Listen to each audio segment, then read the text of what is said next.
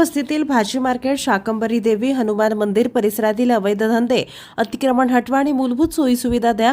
Bhajap OBC मोर्चाचे प्रदेश उपाध्यक्ष जनसेवक सुरेश अण्णा पाटील यांच्या जनसंवादामध्ये गोंगडे वस्तीतल्या जनतेची मागणी. गोंगडे वस्तीतील भाजी मार्केट, शाकंभरी देवी, हनुमान मंदिर परिसरात मोठ्या प्रमाणात अवैध दारू, शिंदी, मटका, जुगार अड्डे जोरात सुरू झाले आहेत. दारुड्यांचा या भागातील नागरिकांना त्रास होत असून यामुळे चोऱ्यांचं प्रमाण वाढून महिला, तरुणी, ज्येष्ठ महिलांना जगणं मुश्किल झालेलं आहे. या परिसरात जनतेचा श्वास गुदमरत आहे अशी तक्रार या भागातील नागरिकांनी भारतीय जनता पार्टी ओबीसी मोर्चाचे प्रदेश उपाध्यक्ष, सोलापूर महानगरपालिकेचे माजी सभागृह नेते जनसेवक सुरेश अण्णा पाटील यांच्या जनसंवाद कार्यक्रमामध्ये केली आहे. गोंगडे वस्ती भाजी मंडई परिसरामध्ये गोंगडे यांच्या मालकीची मोठ्या प्रमाणात मोकळी जागा आहे.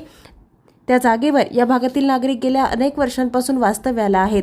त्या नागरिकांकडून गोंगडे यांनी स्वतः अवैधरित्या भाडे वसूल करतात.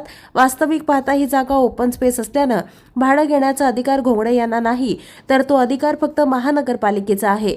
तरीही गोंगडे यांनी आपल्या मुनिमांकडून बळजबरीनं यांच्याकडून भाडे वसूल केलं जात आहे. या मोबदल्यात तिथल्या रहिवाशांना कोणत्याच प्रकारच्या सोयी सुविधा दिल्या जात नाहीत. यामुळे नागरिकांना मोठ्या अडचणी आणि समस्यांबरोबरच आरोग्याच्या प्रश्नांना सुद्धा तोंड द्यावं लागत आहे. गोंगडे यांचे मुनीम स्वतः या परिसरात नागरिकांना अतिक्रमण करण्यास लावून त्याचं भाडं ते स्वतः वसूल करतात. अघोषित भाजी मंडई असली तरीही तिथे स्थानिक व्यापाऱ्यांबरोबरच बाहेरचे शेतकरी भाजीपाला विक्रीसाठी येतात. त्यांच्याकडून गोंगडे आणि त्यांचे मुनीम प्रति व्यापारी आणि शेतकऱ्यांकडून 10 रुपये वसूल करतात. ही वसुली दररोज केली जाते. वास्तविक पाहता या भाजी मंडईची स्वच्छता महापालिका करत असल्यानं पैशाची आकारणी करण्याचा अधिकार महापालिकेला आहे. तरी सुद्धा दादागिरी करून जागेचे मालक आणि त्यांचे मुनीम पैसे वसूल करत आहेत.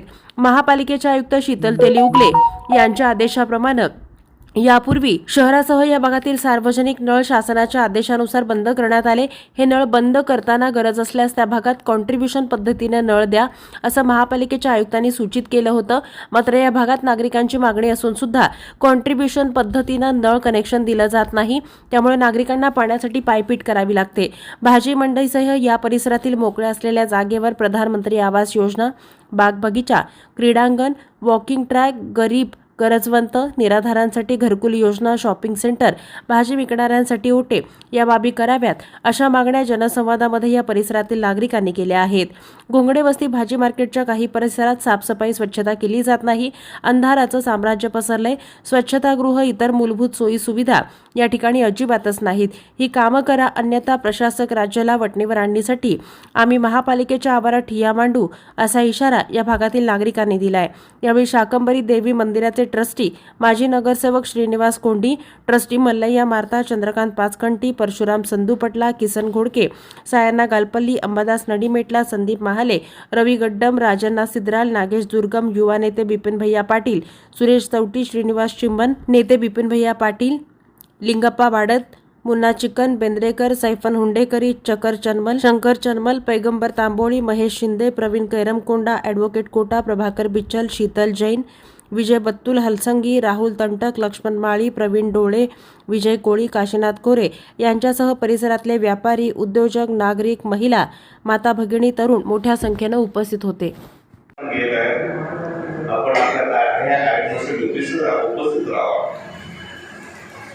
मी देवस्थानचा ट्रस्टी म्हणून आणि माझी नगरसेवक म्हणून माझा पण 2 आपल्याला सूचना आहे. अण्णासाहेब, मंदिर असल्या कारणे मंदिरच्या आजूबाजूचं परिसर नेहमी स्वच्छ पाहिजे. हा मेन प्रश्न आहे.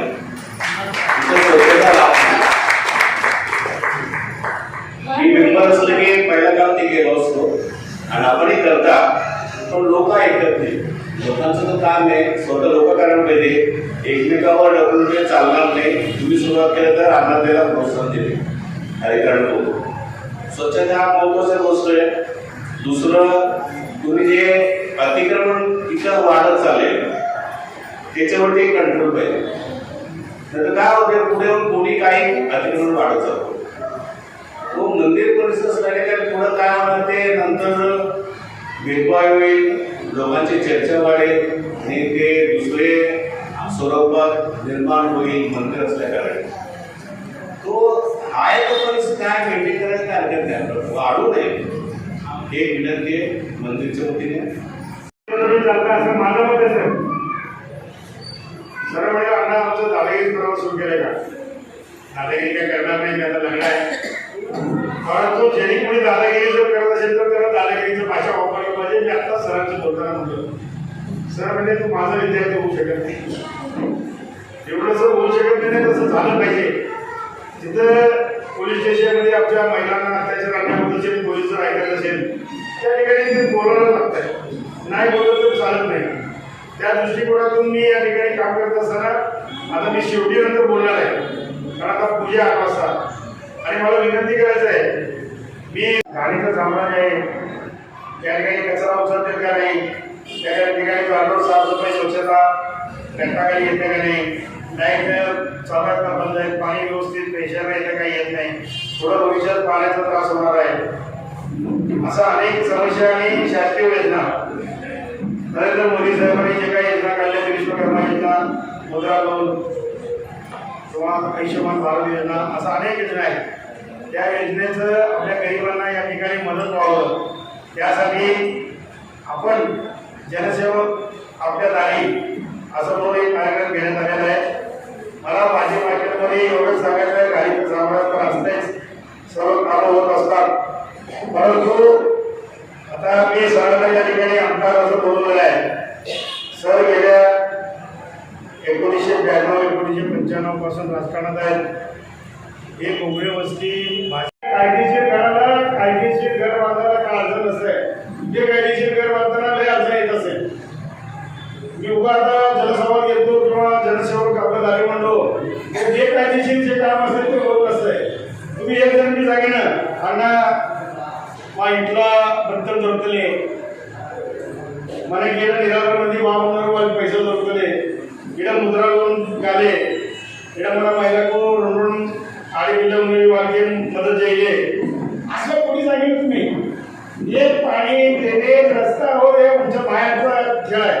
इथं देवीच्या देवळात बसायला बोललं होते, काम तुमच्या 8 दिवसात पूर्ण होत आहे. पण तुमचं घरचं समस्या मुद्रा लोन असू दे, शिलाई मशीन कर्म असू दे, किंवा तुमचे केसरी गवंडी, आता तुम्ही तुम्हाला सांगायची गाडगाव वगैरे करते, अहो ते गाडगाव विकण्यासाठी करण्यासाठी त्याला पैसे देते शासन. फक्त तुमचं सर्व कागदपत्र असलं पाहिजे. मी आता सांगितलं तुम्ही लगेच उद्या 1 लाख रुपये लोन देऊ मला होत नसतंय. त्याला कायदेशीर बाबी आहेत, त्याचे कागदपत्र पूर्ण करावं लागतंय. आपण व्यवस्थित कुठं दुकान जागा दाखवावं लागतंय. कोवडे मालकांनी नाव देत नसतंय.